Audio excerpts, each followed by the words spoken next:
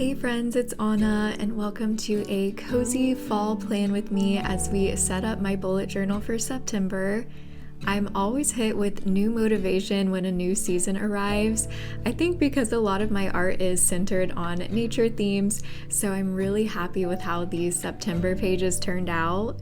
Grab your favorite fall drink, get cozy, and let's start journaling.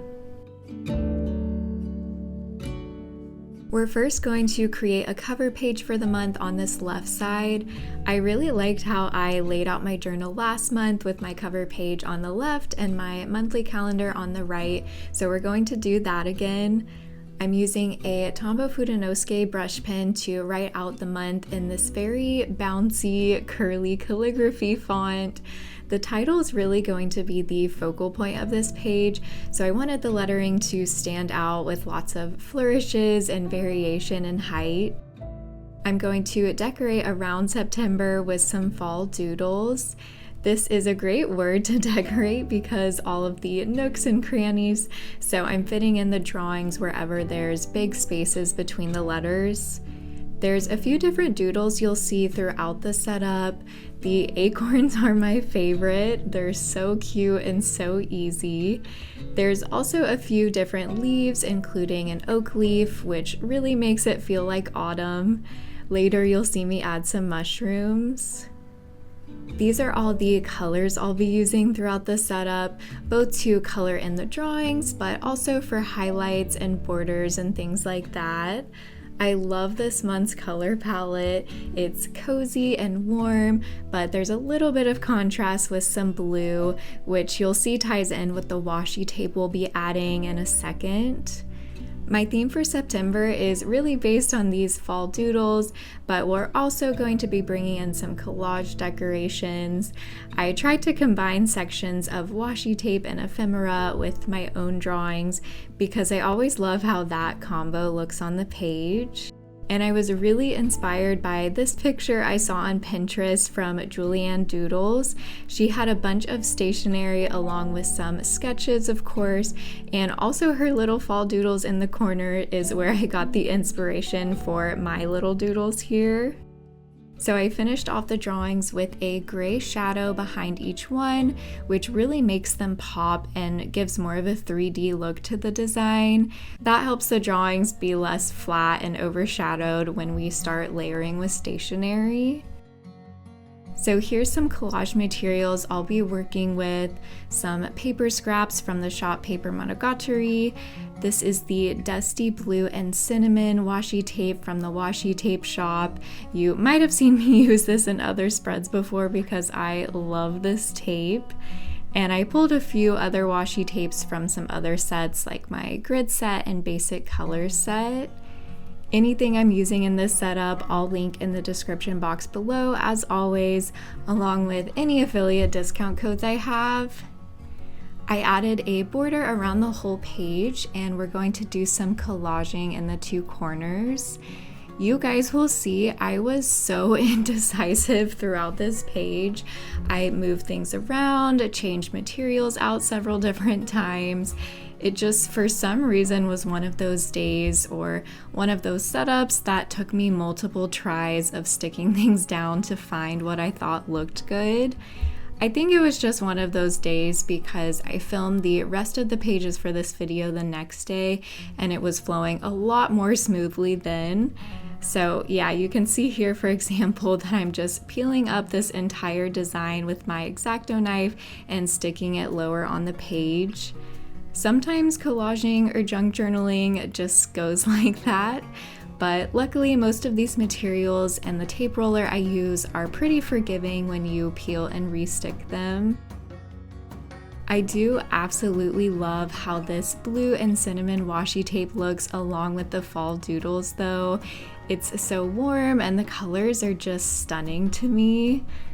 The other washi tapes and paper scraps I'm using are pretty neutral, as you can see, since this tape is already pretty vibrant. So I think the warm beiges and light browns are perfect to complement the existing colors. And wherever there's some space around the stationery, I'm adding a few more doodles just to further tie it all in together.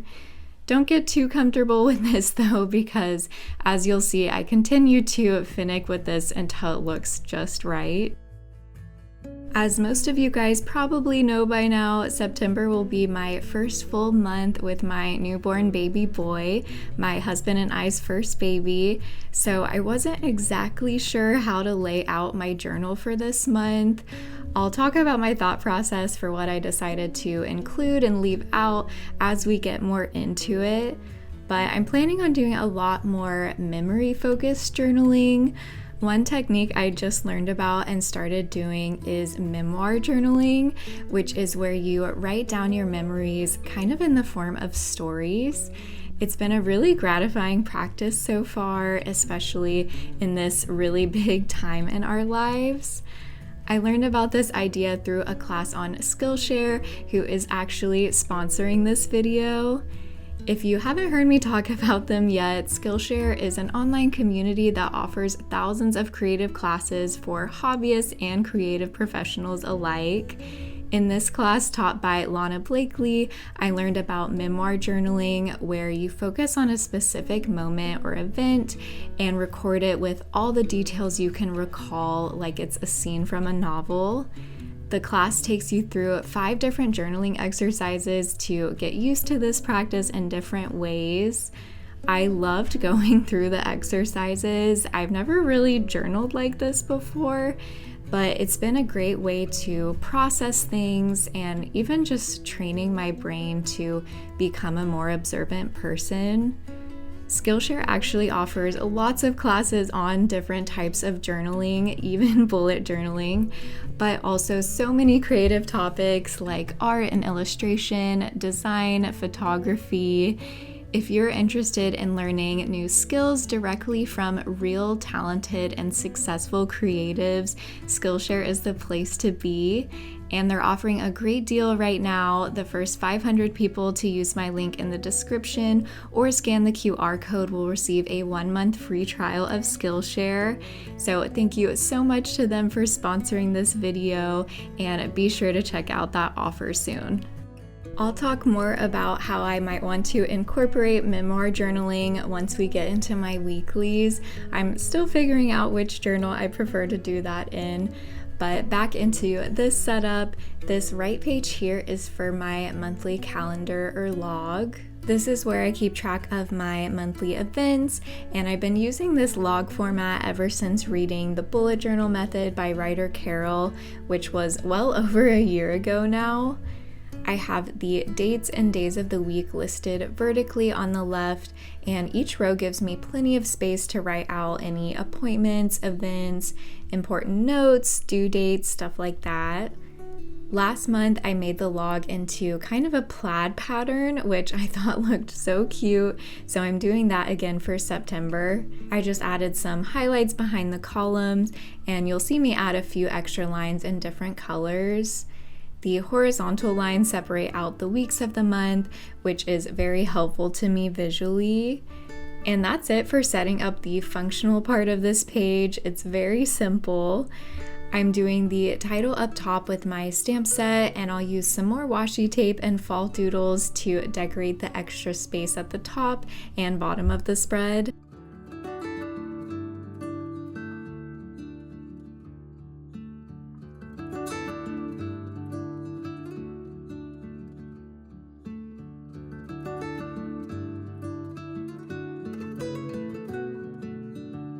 I'm going to combine a few of these smaller flowers from the tape to make my own little bouquet design in the corner, and we'll do a line of doodles at the bottom. September has historically been my favorite month to set up my bullet journal. Something about the start of fall, I never get so excited about the aesthetics of a new season as during this time of year. So when I'm setting up my journal, I go all out. I always have a pumpkin or otherwise fall flavored coffee drink. I'm either watching Gilmore Girls or listening to Taylor Swift's Red album, both quintessential fall things to me. Again, something about the changing of the season always gives me more creative inspiration. Now, I was setting up these pages pretty far in advance because I'm trying to get all of my fall bullet journal months completed before baby arrives in August. So even though it was in the middle of the summer the time I was filming this, I still got out my pumpkin hot chocolate mix and went into full fall mode for a few days. Let me know your favorite fall drink or seasonal things you love for autumn. Any shows, movies, books, music, especially any coffee or tea recipes. I always love finding new autumn ambiance ideas. And I think this log turned out so cute with the line of drawings at the bottom. And now we are flipping over to some spreads for notes and tasks. This page is going to be pretty simple. I am actually bringing back my mood tracker for this month, but that's going to be built into my weeklies along with my habit trackers. I really changed up my weekly format for this month, which you'll see on the next page. So there's a lot in those pages, so these spreads here, again, are going to be pretty simple. I'll have sections where I can write any notes for the month, and then a section for keeping track of my to-do list. I have plenty of room since these are the only areas on these pages. So you can see I'm using that bouncy calligraphy again for the two titles, and I'm drawing some intentionally broken boxes around where the sections will be. I honestly have no idea what this month is going to be like since I am a first-time mom. Maybe I'll be in such a sleep-deprived haze I'll never even open my journal, or maybe I'll desperately need a place to write down little reminders, or else I'll completely lose track of things. I'm not really sure what to expect, so I kind of approached setting this month up to give myself anything I think I might need. But if I don't end up using these particular sections or trackers or anything on these pages, that's okay too. Again, I pushed a lot of things to my weeklies, but I definitely wanted a place I could jot down any random notes or reminders, and I know we'll have a few pressing tasks this first month, like updating insurance and all that. I'm starting off the decorations with little bunches of doodles in the box's corners. I added a mushroom here, which I think complements the rest of the drawings really well. And these drawings are super simple, very beginner friendly if you're a new artist, or if you just like being very minimal and fast with your journal setups. You could definitely build a theme around only these doodles without the washi tape. I didn't feel that the notes and tasks needed to take up the full pages here, so with all that empty space, I thought it'd be really encouraging to add some quotes. Even if I'm not writing a ton in my journal, if I could at least see some supportive words, I'm sure that would be very helpful. The first quote on the left side I saw on Pinterest. It wasn't attributed to anyone, so if you know who said this, feel free to let me know. It goes, "The more I see him, the more I notice flowers landing next to my feet, birds singing outside my window. All love letters from the God who knows no coincidence." Aside from these words just sounding beautiful, I thought this was fitting because September is going to be all about just trying to soak up these new blessings. I know being a new parent will be a challenge, but I hope I can primarily focus on all the little joys. Because if there's one thing people keep telling me, it's that kids grow up too fast, and I need to really soak it up when they're that little. I'm decorating around the quotes with some collaging. Like I said, I filmed these pages on a different day and it was flowing so much more easily. I just put things down once without thinking too hard and was generally happy with how it looked. The next quote is the very popular excerpt from 1 Corinthians describing love. I kind of paraphrased it here. This isn't from a specific Bible translation, and I think I did leave out one line because I was low on space. But it goes, "Love is patient and kind. Love is not jealous or boastful or proud or rude. It does not demand its own way. It is not irritable, and it keeps no record of being wronged. Love never gives up, never loses faith, is always hopeful, and endures through every circumstance. Thankfully, I know this is the type of love I can always count on God to show me, and I thought it was the absolute most fitting thing to have here because this is definitely the love I want to give my son, and this is how I want to love my husband too as we're navigating parenthood together. So I think these verses are really going to be my mantra, my primary thing to try to remember and live by during this transition. So I definitely wanted to have them here in my journal. Visually, I'm so happy with how these pages look. I think using different colors for the text added some needed variety, and I know I'm just going to love seeing these words of encouragement every time I flip to these pages. Now moving over to my last set of spreads. These will be my weeklies, my habit tracker, and my mood tracker all combined together. My thought process was that if trackers are going to be useful to me this month, they need to be as accessible as possible. And my journal is most often lying open to my current daily section, so I wanted the trackers to also be right there. I'm going to do this by having my habits in a small column on the very left and my mood tracker in a small column on the very right. I'll use a few Dutch doors so that all my weeklies will be contained in the middle. I wish I would have filmed cutting the Dutch door first so you can see what I'm talking about, but hopefully that will all make sense in a minute. First, I'm making the habit and mood trackers, starting out with habits on this left page. I'm writing out 4 different habits here, and each one has a mini calendar underneath with the days of the week labeled up top. I'm not going to write in the dates of the month, but I left each calendar blank so that if I complete a habit on that day, I can put a little X in the corresponding square.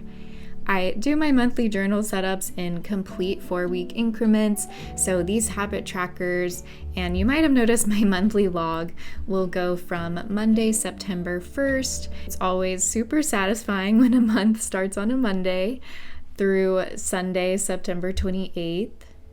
And here I am changing things around again. I left a little space at the top of the column to add some paper scraps and washi tape.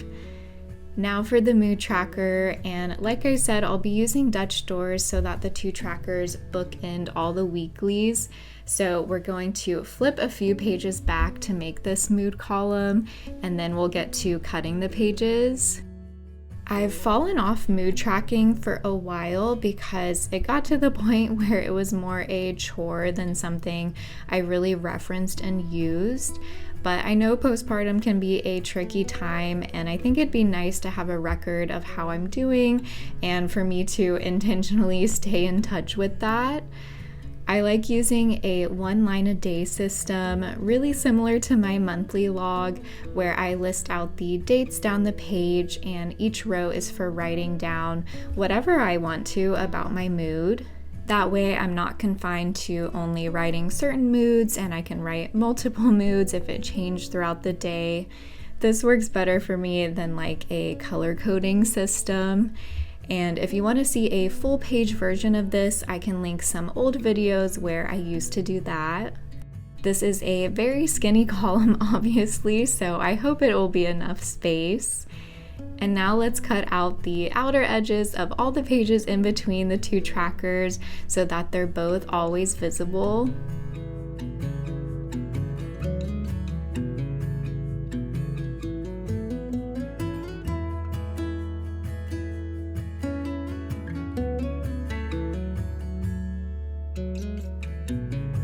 So there's 4 pages in between for the 4 weeks, and no matter what week or day I'm on, both trackers will be right there. Let's go ahead and make my first weekly for September. I'm going to have a box for each day and a slightly bigger section for notes. I started off with the highlights. I knew I wanted to be behind each title, and we're writing the days of the week in a bouncy cursive style that I thought went well with the calligraphy font I've been using. I I went with a pretty thick fine liner. This is the 05 Sakura micron size, and I kind of wish it was a little less bold. I'll probably use a thinner tip when I do the rest of the weeklies. I'm going to draw boxes around each day, but first we're going to add some decoration by drawing in those fall doodles. These will be great for bringing out some colors into the weekly area and shouldn't take up too much space. The box for each daily will end up being 17 squares wide by 8 squares high, and each of the tracker columns are 8 squares wide in case you're curious.